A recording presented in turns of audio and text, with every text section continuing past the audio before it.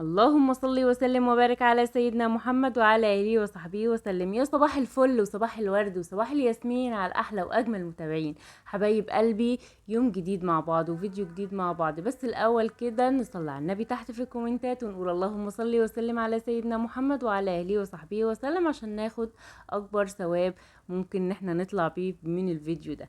وكمان لايك وشير وسبسكرايب للقناه لو اول مره تشوفيني، وفعلي زر الجرس يوصلك اشعار بكل فيديو جديد احنا بننزله مع بعض. ويلا بينا بسرعة كده سريعا نشوف الفيديو بتاعنا بيتكلم عن ايه. يلا بينا يا حلويات نشوف هنعمل ايه.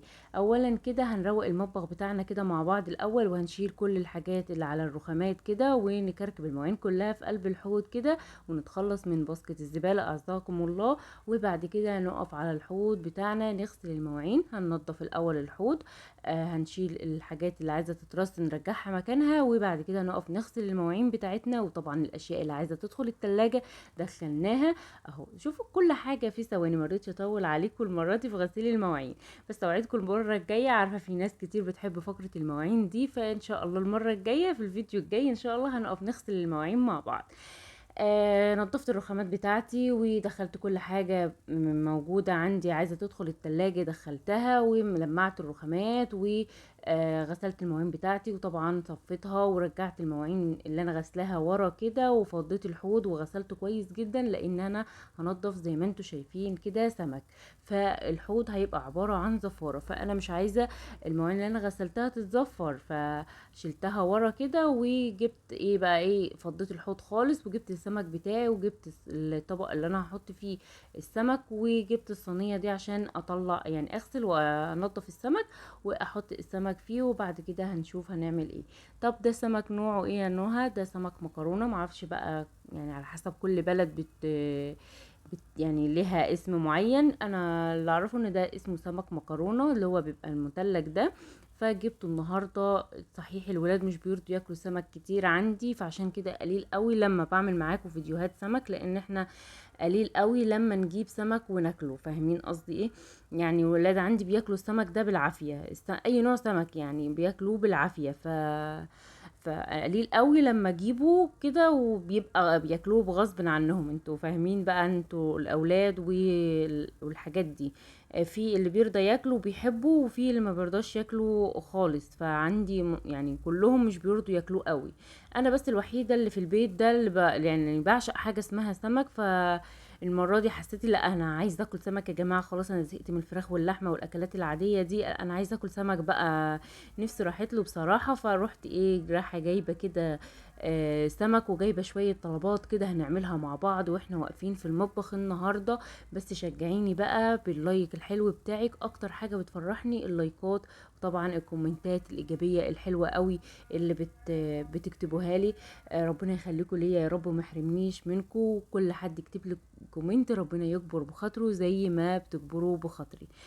هننضف السمك بتاعنا كويس جدا وهنغسله كويس جدا، وبعد كده هنروح بقى نجيب الخلطة بتاعتنا ونمسك السمك بتاعنا بقى ده ايه نملحه كده وبالخلطة بتاعتنا. وبعد كده طبعا هنشوف هنعمل ايه مع بعض. السمك ده احلى حاجة فيه ان هو مفيهوش سل كتير، والولاد يعني ايه بيبقى سهل عليهم ان هم ينضفوه. في اسماك تانية بتبقى صعبة شوية فبيبقوا متضايقين منها، فالسمك ده هو بيبقى يدوبك السل بس بتاعه اللي هو السلسلة بتاعة الظهر. وكمان احلى حاجة فيه ان هو لحمه من جوه بيبقى ابيض. ولادي مش بيحبوا السمك اللي هو بيبقى لونه بني من جوه او يبقى لونه غامق من جوه، بيحبوا السمكة اللي هي بتبقى لونها ابيض من جوه. فده بيبقى بسم الله ما شاء الله عليه، يعني بيبقى ابيض بياض ناصع، يعني بيبقى ما شاء الله عليه ابيض قوي من جوه، فالولاد بيحبوه.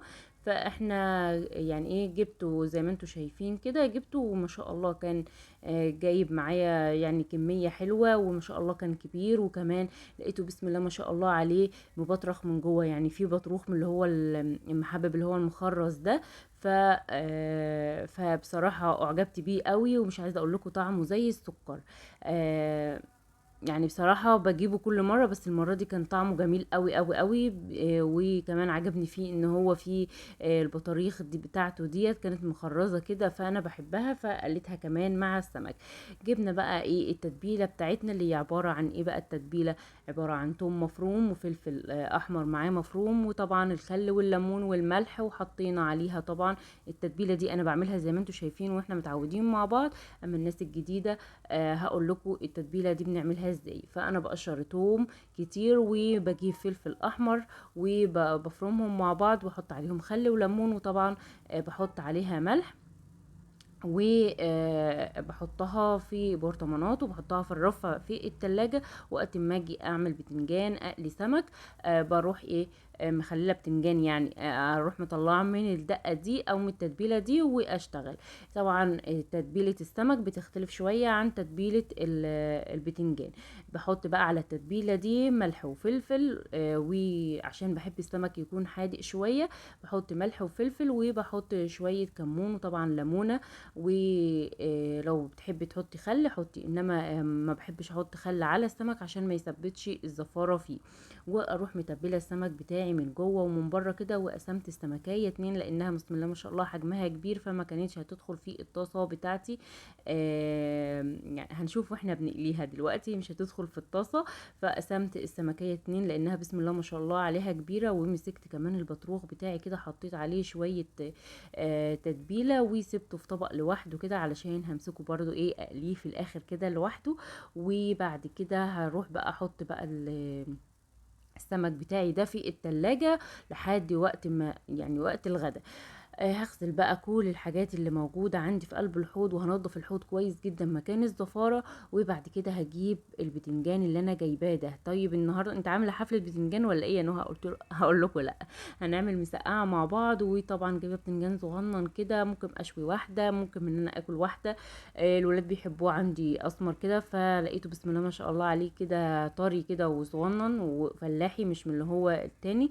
فرحت جايبه منه كمية. البتنجان ده بالنسبة للبتنجان الرومي كبير، اما البتنجان الصغنن بتاع القلي ده هنقليه مع بعض دلوقتي. هنركنه في قلب التلاجة. طبعا ده ما نقدرش نستغنى عنه جنب الاكلات. فانا جايبه كيلو واحد بس من البتنجان اهوت. فهمسكه بقى اقطعه كده واغسله كويس جدا ونروح نقليه في الزيت. اما البتنجان الاسمر بقى فهنمسكه نقشره مع بعض كده ونعمله صينيه مسقعه زي الفل. طبعا احنا مش بناكل مسقعه جنب السمك خالص، بس انا يعني ايه لقيت نفسي فاضيه وموريش حاجه ومش هعمل حاجه، ولقيت نفسي دخلت المطبخ بقى واتحمست كده. فقلت بقى اما اعملها هي كمان بالمره، بدل ما اركن البتنجان في التلاجة كده وبحس ان هو بيجلد شويه لو دخل التلاجة. فقلت بدل ما تسيبه مثلا لبكره، قلت لا يلا بقى ما اعملي يا نهى صينيه المسقعه كده وسبكيها كويس. وتاني يوم وانتوا بقى احنا نتغدى تاني يوم بقى المسقعه، وانت تاني يوم بقى قبل ما اجي اتغدى بالمسقعه اروح مطلعاها تبرد شويه ومدخلاها جوه الفرن تاخد تشميسه كده من فوق ومن تحت في الفرن تحمر يعني. وبعد كده طبعا بنتغدى بيها، نقلي بقى جنبيها بطاطس، نطلع جبن طماطم وخيار جرجير.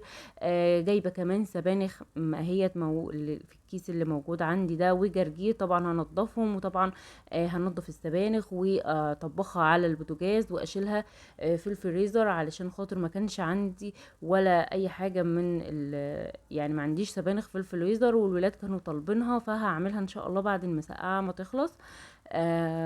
وكده يكون الطبخات بتاعه الاسبوع عندي تكون جاهزه. يعني ممكن ايه مثلا يوم هناكل فيه المسقعه، يوم هناكل فيه السبانخ، وبعد كده ابدا بقى ان انا اعمل اكلات تانية. يعني بالنسبه لي كده الاسبوع كده نصه خلص. فادور بقى هعمل بقى ايه، مثلا ممكن اعمل كشري، ممكن اعمل عدس اكمل بيه التلات اربع ايام اللي باقيين. يعني افكار كتيرة ممكن ان احنا نمشي الدنيا بيها طول الاسبوع.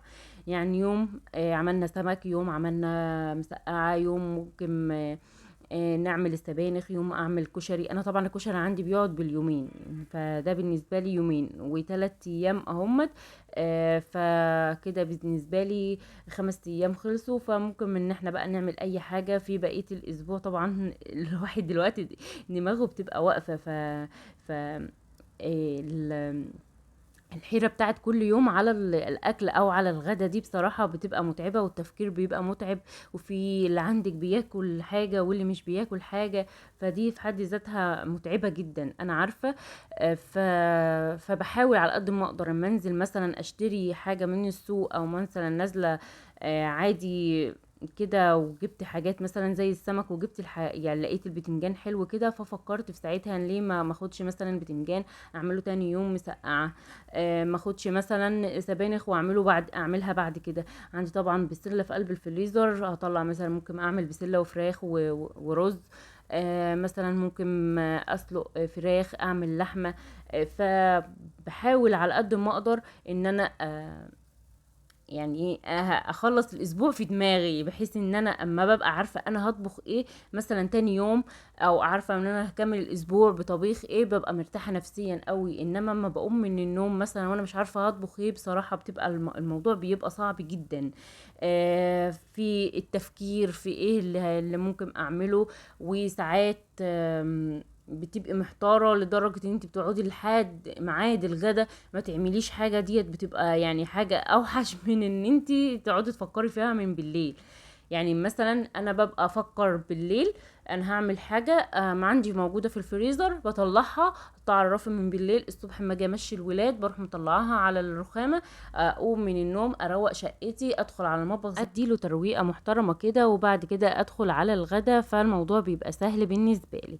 تعالوا بقى نرجع للفيديو بتاعنا. عملنا المسقعة بتاعتنا بالطريقة بتاعتنا زي كل مرة بنعملها، وكمان قلينا البتنجان او زحلقنا البتنجان وحدقناه، او حطينا فيه الخلطة بتاعته، او تبلناه زي ما تقولي عليها.